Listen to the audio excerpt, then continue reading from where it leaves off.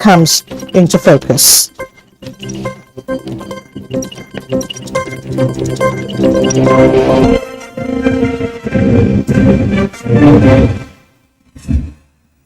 The Nigerian National Petroleum Company Limited, Africa's largest oil company, has been unveiled with a mandate to achieve the desired energy security that will support sustainable growth of the nation's critical economic sectors.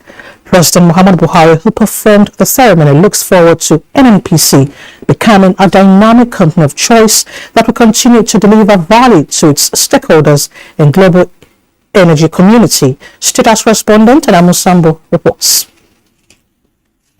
Indeed a new dawn for the nation's petroleum industry as President Muhammadu Buhari launches the rebirth of the NNPC Limited to deliver energy for today, energy for tomorrow.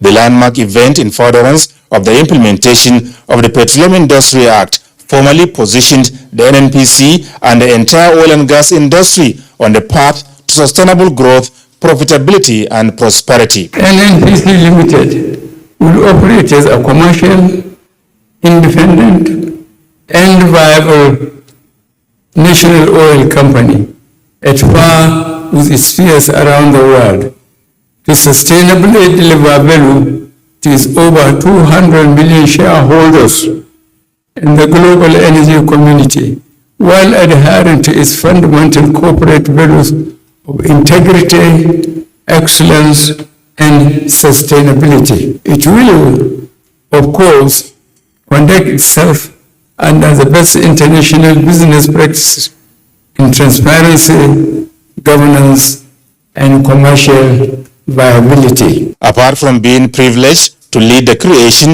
of the NNPC 44 years ago as the then Petroleum Minister, President Muhammadu Buhari was also responsible for the signing of the PIA, heralding the long-awaited reforms of the oil and gas industry, including the rebirth of the NNPC. I therefore thank Almighty God for choosing me to consistently play an important role in shaping the destiny of our national oil company from the good to the great.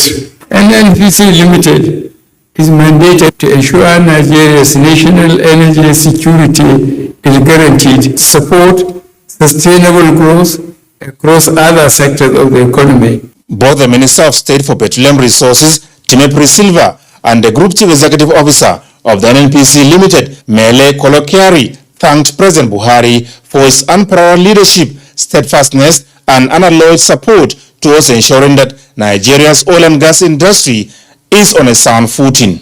I know that expectations are high with this unveiling of NNPC Limited. I have no doubt that a clear path for the survival and growth of our petroleum industry is now before us. This indeed is a new day, a new hope and a new opportunity to upscale our relevance in the global energy community as Africa's largest energy company. We have taken a strategic initiative to achieve our mandate of ensuring energy security for our country by rolling out a comprehensive expansion plan to grow our fuel retail presence from 547 to over 1,500 outlets within the next 6 months. Before the coming into effect of the Petroleum Industry Act, leading to the rebirth of the NNPC, $50 billion worth of investment eluded Nigeria, but not anymore. From the State House, Adamu Sambo, NTA News. In other news, Nigeria has 6 to 9 months to ratify agreements reached at the 12th World Trade Organization's ministerial meeting held recently in Switzerland. Speaking on her visit to Nigeria, the WTO Director General Ngozi Okonjo-Iweala says our home country stands to the chance of benefiting from resolutions reached on the global economy. The month of June saw a global solidarity by ministers of trade under the World Trade Organization in the city of Geneva, Switzerland. They deliberated, agreed, and made declarations on fisheries subsidies, overriding patterns to produce local vaccines, food security, trade waivers, e-commerce, and reforms in the WTO, among other issues bordering on global economy. In the month of July, the Director General is on her feet around the globe to ensure the decisions reached by the ministers is brought to good outcomes. And it begins with 2/3 of countries worldwide depositing their instrument of acceptance for the agreements to come into effect. And I don't want it to take 2 or 3 years, the normal time these kinds of agreements take to come into effect. I want to do it within the next 6 to 9 months. And I would like Nigeria to be among the very first to deposit this instrument. Relevant stakeholders have met to specifically consider the agreement on fisheries subsidies and deliberated on how Nigeria can implement the agreement, while also taking advantage of the opportunities presented by the newly created WTO Fish Fund. The conclusion on agreement on fisheries subsidy is a fulfillment of the United Nations Sustainable Development Goals 14.6, which the WTO is glad to accomplish after 21 years of stalemate. In Abuja, Benny Adams, NTA News. And the Cross River State government is fine-tuning modalities to support a partnership deal with the French government for the implementation of a waste-to-wealth project in the state. Paul Abel reports that this came to the fore during the presentation of feasibility report for the waste-to-wealth scheme to Governor Ben Ayade by a French consortium in the state. 1 year down the line, since the first visit to Cross River State, these French consortium of companies, with backing from the French government, are here to present a feasibilities report after visits to the Lemna dump sites on the waste-to-energy project. With the French government and others joining online, the team leader makes projections for the next 25 years using present generation of 220,000 tons of solid waste and 20,000 cubic meters liquid waste per year. Enough to demonstrate that the ecopole would be an efficient solution to provide electricity, to decrease the volume of waste to be dumped, to improve the sanitary solution of Calabar, and to enter a virtuous circle for the environment. The state governor supporting the in-depth work, however, interrogated the power generation, social and environmental impact of composting techniques and landfill options to ensure development does not come with potentials to destroy the future. We would rather go for recycling, composting, and briquettes production for export. It's still going to be between 18 to 24 million, cheaper for you, effective. You will still raise that money from public fund and do professional bagging of compost. An agreement was reeled out addressing all the grey areas identified to enable both parties to move to the next stage of implementation. In Calabar, Paul Abel, NTA News. In the admission of Nigeria into one of the United Nations Organs United Plans Agency for North-South Cooperation will further assist in the federal government's quest for even development plan. Country President of the agency, Abuja Chinyere Amalaha, gave this assurance to newsmen in Abuja. Adebola Brooksland reports. Knowing the fact that government alone cannot completely meet the needs of the people is the reason Nigeria, as a member of the United Nations, joins the League of 110 other countries operating the United Town Agency for North-South Cooperation. Abigail Chinyere Amalaha is the first president of the agency in Nigeria. She pledged to make rural development a focal point in collaboration with traditional rulers. Our immediate plan now is to embark on humanitarian activities, vulnerable rural communities of the Federal Capital Territory. Abuja, of course, is one of these scaling up assets of FCT rural communities to safe drinking water, quality healthcare, and education. This is the very best time that NGOs have to be very active to be able to ameliorate join government in ameliorating the sufferings of the people in all ramifications in various sectors of the economy. The agency also seeks to defend the political rights of Nigerian electorates in the 2023 general elections by ensuring that their votes count in a free, fair, and transparent manner. Adebola Brookslin, NTA News. On a beat on the planet, delegates from African nations are in Rwanda for a continental conference on the role of protected areas in ensuring the future and health of the planet. On India Fine Face reports that Minister of Environment Mohammed Abdullahi is representing Nigeria at the event in Kigali. Climate change, largely caused by human activities, is waging a war on humanity. Extreme climatic events, including heat waves and rainstorms, are scorching parts of the world and, at the same time, washing off lives and livelihoods across the globe. It is common knowledge that although Africa contributes the least to carbon emissions, it is among the worst hit by climate change events. In Africa alone, it is estimated that by 2050, climate impacts could cost African nations $50 billion annually. The continent is already experiencing more extreme droughts, floods, and cyclones.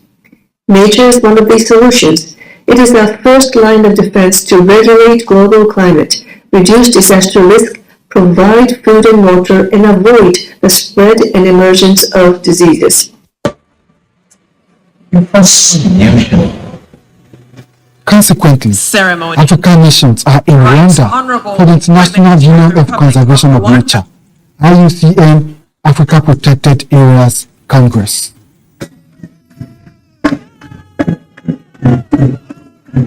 We have the most beautiful rivers, forests, mountains, and a variety of wildlife that can only be found on this continent. We must therefore spare no efforts in protecting and conserving this diversity. These areas are critical for the survival of the planet, and the more we manage them for the benefit of people and nature, the more we will build a future where everyone, human and animal, thrives.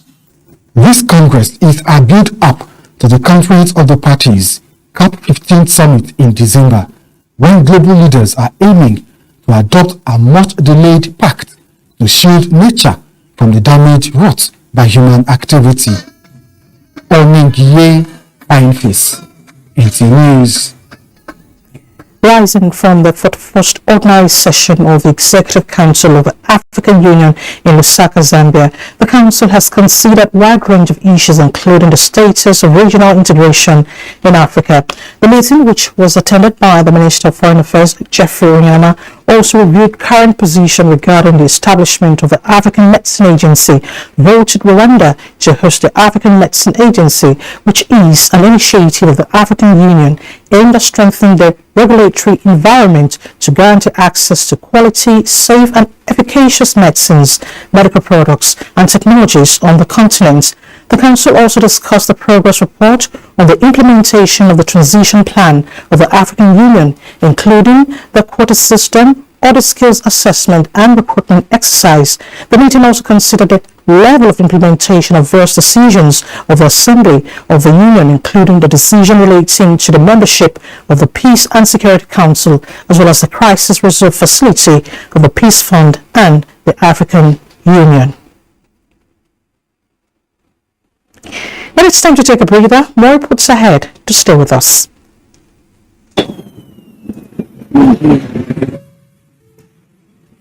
Your attention, please.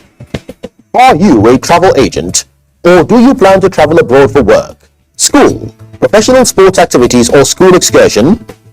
Are you worried about incessant reports of human trafficking and unjust practices? NAPTIP is here to help.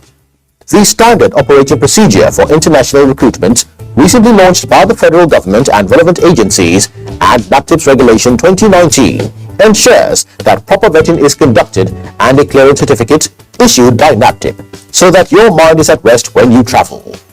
Avoid irregular migration and falling victim of human trafficking. regular and safe migration is possible.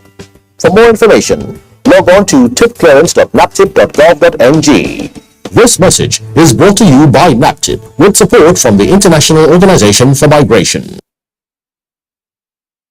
The National Broadcasting Commission has observed with concern the misuse of the airwaves to propagate incendiary materials by different groups in some broadcasting stations in recent times. While appreciating the need for educating, informing and enlightening the public on issues bordering on our national development, the Commission wishes to seize this opportunity to advise broadcasters to be circumspect in the handling of news and current affairs programs by exhibiting the necessary professionalism. Consequently, the Commission implores broadcasters to advise guests and/or analysts on their platforms not to polarize the citizenry with divisive rhetorics in driving home their points. Ensure that every news and current affairs program conforms with the provision of the Nigeria Broadcasting Code. Take their social responsibility requirements seriously. Therefore, the Commission reminds broadcasters to be guided by the provisions of the Nigeria Broadcasting Code, especially the underlisted sections 5.3.3b. The broadcasters shall, in using political materials for news and current affairs programs, avoid hate speech, inflammatory, derogatory, and divisive remarks or allusions. 5.4.1f. The broadcaster shall not transmit divisive material that may threaten or compromise the indivisibility and indissolubility of Nigeria as a sovereign state. 5.5.6. The broadcaster shall have a delay mechanism to guard against possible undesirable content. Please note that every broadcast station is responsible for the content it transmits and shall be held liable for any content in violation of the Nigeria Broadcasting Code. Be advised. Signed, Malam Balarebe Shehu Ilela, Director General, Announcer.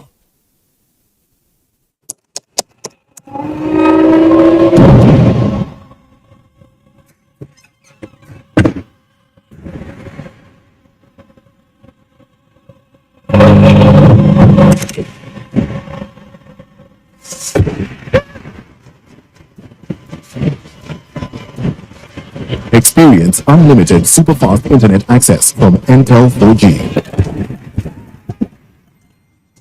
Intel. Live more. You're still watching the news on NT International, and it's time for some global reports from the foreign scene. Let's now join Adebola Brooksley. The World Meteorological Organization has declared that temperatures are supposed to break records during the coming days, and the World Health Organization says that they have been alerting for a long time that climate change is affecting very much human health. China's permanent representative to the United Nations, Zhang Zhu, said the international community should take action to solve food crisis to enhance global food and agricultural cooperation. Zhang made the remarks on behalf of Global Development Initiative (GDI) at the high-level meetings of the 76th session of the General Assembly. He said this is a time for the international community to act together, not only to solve the food crisis in a short term, but also to improve global food and agricultural cooperation in the long run. The group was launched this year with 60 countries joining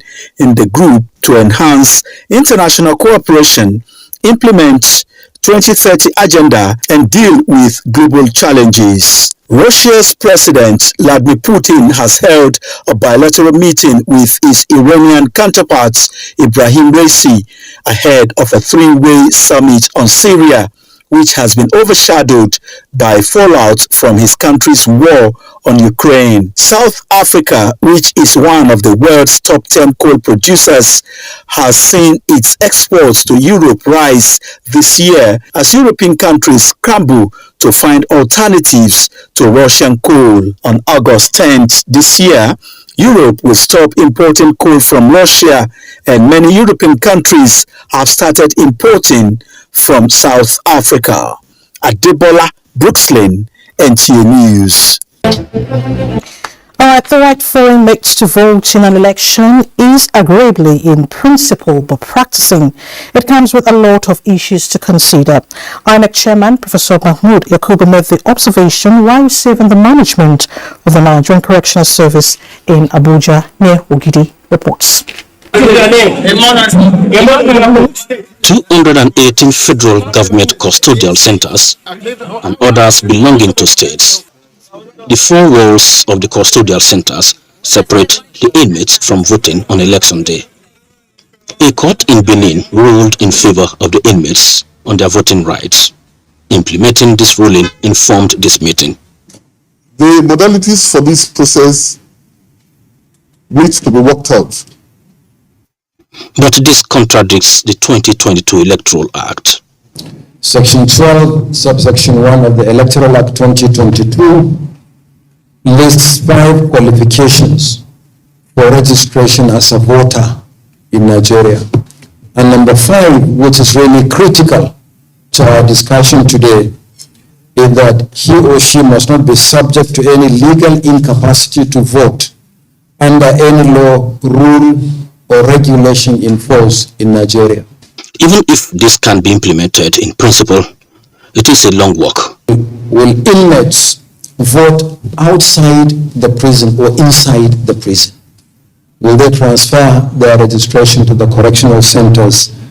Now, will political parties be allowed to campaign inside the correctional centers? Will observers and the media be allowed access to the correctional centers on election day? Will INEC officials be granted access to the correctional centers for voter education?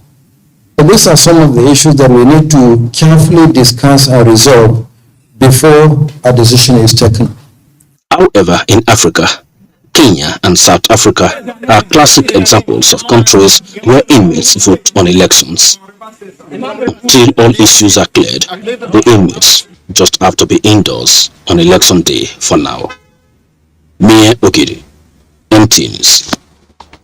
In a bit from the courts, the Federal High Court sitting in Abuja has deferred ruling till Wednesday, July 20, 2022 on the bail application filed by the suspended head of the Police Intelligence Response Team, DCP Abba Kyari, pending the determination of the suit seeking his extradition to the U.S. for trial.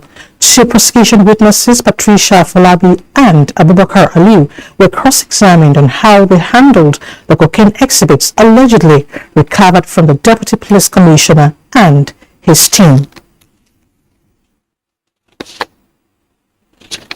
We have the proof of evidence. We may call everybody on it and we may not call everybody. And we've taken 2 witnesses, PW1 and PW2. We were looking at the veracity of the different roles they played in regards to the evidence that was submitted to them. Were arrested in February and arraigned for allegedly tampering with imported 25 kilograms of cocaine seized from 2 drug traffickers. The Nigerian Bar Association is raising advocacy in ways of improving sports law in practice in Nigeria. The outgoing president of the largest bar in Africa, Olumide Apata, canvassed this position with the launch of a book on sports law in practice, authored by a lecturer in the Nigerian Law School, Emmanuel, in Abuja. Dele Atumbi reports. Sports law and practice is an area of law in Nigeria that is still evolving with scanty legislations. The law is what guides human interactions, otherwise anarchy sets in, resulting in mistrust. With the contractual agreements involved in sports, the sector is bound to evolve its own laws to ensure fair play.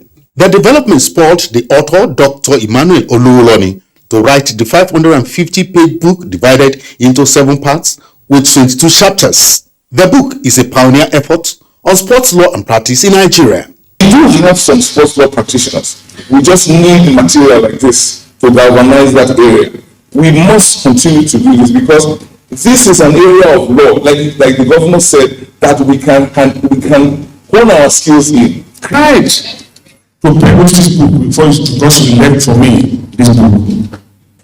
And I don't think I have more to add than to adopt what the book reviewer has said. Some legal practitioners are of the view that the available legislations are not in tandem with recent global developments. In part 2, I examined the economic aspect of sport, because all over the world today, the sport industry is contributing massively to the GNP and creating employment directly or indirectly in millions. This book has given a new impetus to the need to promote sports law and practice in Nigeria. The book stresses the need for sports tribunal to handle matters relating to sporting activities in Nigeria.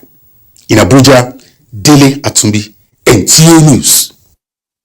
And Dele's report ends the news at this time on NTA International. Thank you so much for your time. Do remember to always take action against rape and rapists. I'm Elizabeth Omari, and our sign language interpreter is Precious Ozemina.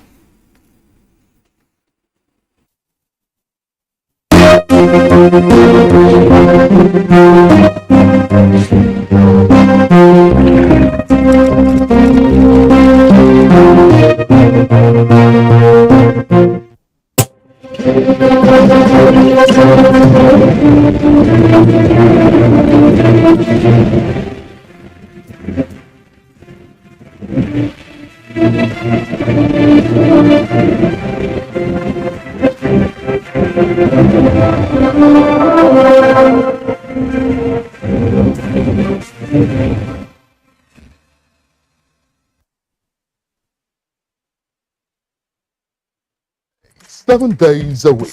You can watch NTA International live on your TV, computer, iPad, tablet and phone. Log on to visiontv.co.uk and click on Entertainment, then NTAI. You can also download the iOS or Android app on your mobile devices to watch NTA International on the go, anywhere in the world. NTA International. Your window to the world.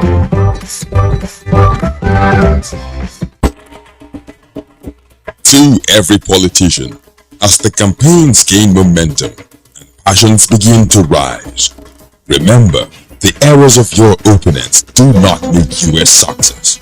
Do not run down your opponent and inflame passions to violence between and among your supporters. What counts is what you plan to do for the electorate and how you intend to relieve the sufferings and bring succor. Nigeria is in dire need of patriotic leaders at all levels, leaders who will make national development their priority. Concentrate on telling the electorate what you intend to do when you get into office. Focus on making your vision clear to the electorate. Don't engage in verbal abuses, fake news or speeches. Keep dealing with issues that will bring progress. You win the hearts and minds of the people by being above board, by being civil, patriotic, and showing empathy. Let's join hands to make the 2023 elections peaceful.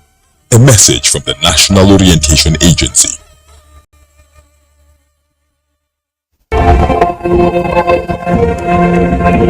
Welcome to Africa, the land of ancient civilization.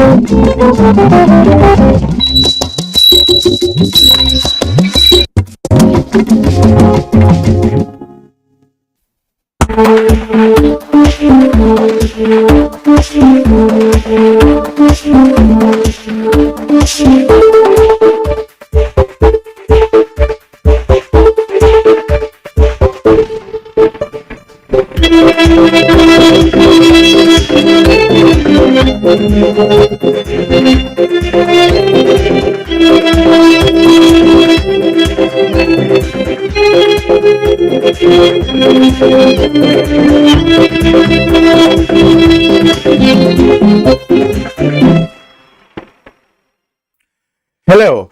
It is nice to have you with me today on Naseni Milestones, where we talk science, technology, and innovation with a view to understanding efforts by the National Agency for Science and Engineering Infrastructure, Naseni, at instituting homegrown technology in Nigeria.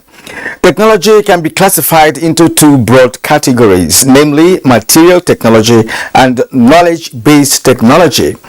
Today we are focusing on material technology, where knowledge is embedded into nanotechnology products such as tools, equipment, chemicals, polymer, and ceramics. And in order to make you appreciate better this concept of technology and capacities of Nigerians in this area, we go to the Naseni Center for Excellence in Nanotechnology and Advanced Materials in Akure. By the way, nanotechnology and advanced materials are fields that are vast and extreme in depth, and it is a fertile arena for research, education, economic development, and entrepreneurial impact that spans the science, engineering, and is rapidly going into medicine and agriculture. The Naseni Center for Excellence in Nanotechnology and Advanced Materials is often, described as an organizational environment that succeeded in developing standards of conduct in the field of research, innovation, and learning. Let's go there.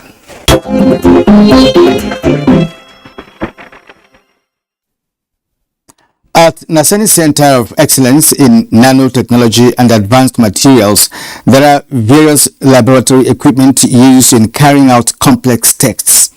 First is the XRD equipment for sample analysis to determine the structural property of any material. Here is Adeyemi Lumide for details of that and more. Just like we know, every material is made up of atoms and the way they are arranged. So that gives us the better understanding of how the crystal arrangement, which is also the crystallographic study of our sample. This equipment is very, very important in our material analysis to give us a fair knowledge and a better understanding of what our material is made up of. Today, I will take us through on how the processes of how the equipment is being operated. Here we have the chiller.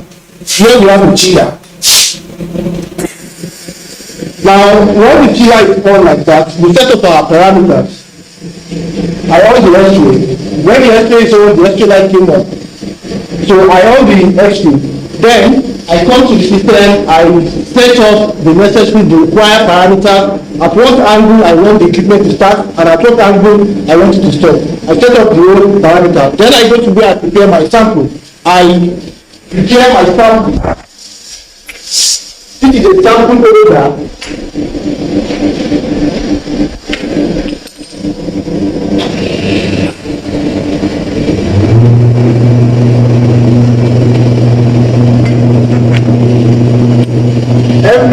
Everything we do here, it has to be clean of impurities. We clean our machine and all the materials that we use so that we don't have any impurities in our sample. Because the machine is very, very sensitive. It might pick up impurities at the end of during our analysis. So it is important we try as much as possible to minimize it. This is a client sample I'm about to analyze, a geological sample from a client I'm about to analyze. I'll put them in the sample holder.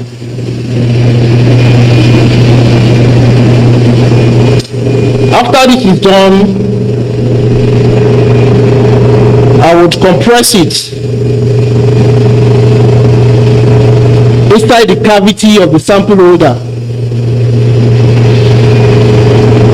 All this I'm doing is very, very important so that we can have a better and a good result at the end of the day.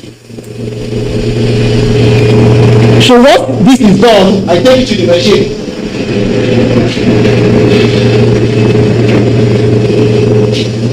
This is the stage of the sample holder, where the sample holder is. Just like I said, this is the source of the X-ray generation. So the X-ray is being generated from here, it shines on the sample holder, and this is the tonometer that picks the radiation at different points so that we have the bits on the system. So we shot the sample. When I come back to the system, I set up the parameters, the sample name, just like as the client represented. The client calls this sample A. So after we input all this analysis, we start with the equipment. If you look at it, the estimated time for the equipment to run is for 30 minutes. So once all these parameters are met, the next way to start on the automated system. Just like I said, this is an aluminium sample. Just look at the perfect, the matches, the bits. They are aligned with what the machine does. That shows that the material is a pure aluminium sample. So from here, we copy it and give it to the client, which shows that the work has been successfully done.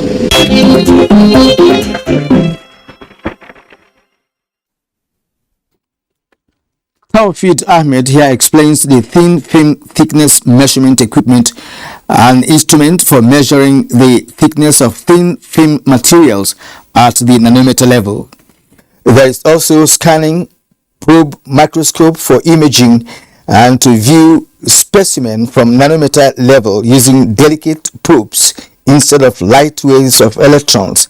It is applied for characterizing and fabricating nanostructures on surfaces. From the name, it's a microscope, and what the microscope does, they help us to magnify our view of objects or materials so that we can have a clear picture of what the material is and understanding. Imagine today we are talking of nanomaterials. So I want to have a very clear view of material. For instance, I have this film of gold on a glass surface here.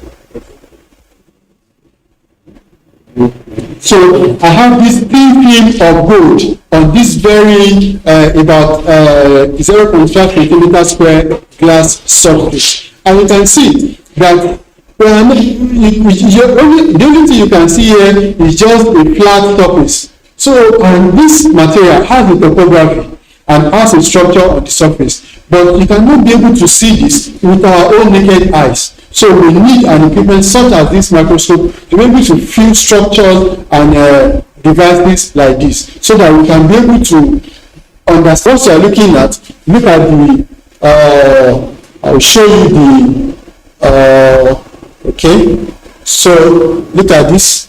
So this is like the 2D dimension, to the 2D view of the surface. You can see we have some blackish line, we have some whitish line. So the blackish line has thickness, the height on the material is about 0 nanometer. And so as you go up, this is the scale. This is from 0 nanometer to about 87.2700 nanometer. So you're actually doing your measurement on a scale of nanometer of this equipment, and that is telling you that your research is actually nanotechnology based, because in nanotechnology you are taking measurement of materials in order of nanometer. That is 1 billionth of a meter. That is when you divide 1 meter into 1 billion, then that is a nanometer for you. And so you can see. So this is what we have here. So you can see this is the scale, and then you are not able to even appreciate this. But if you see